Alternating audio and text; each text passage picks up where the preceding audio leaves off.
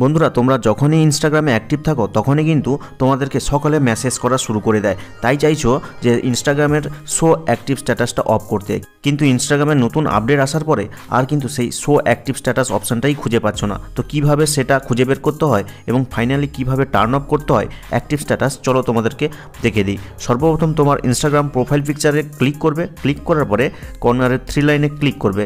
Click করলে দেখো এখানে সেটিংস অ্যান্ড প্রাইভেসি নামে একটা অপশান রয়েছে, এখানে ক্লিক করে দিবে।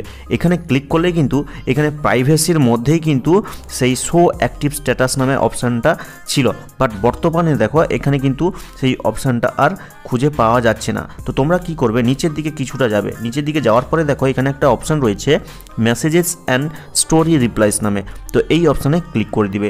আর এখানে ক্লিক করার পরে একদম নিচে রয়েছে দেখো শো অ্যাক্টিভিটি স্ট্যাটাস, তো এখানে ক্লিক করবে। এখানে ক্লিক করার পরে দেখো এখানে কিন্তু আমার অ্যাক্টিভিটি স্ট্যাটাস অন করা রয়েছে। তো তোমাদেরও যদি অন করা থাকে তাহলে জাস্ট অফ করে দিবে।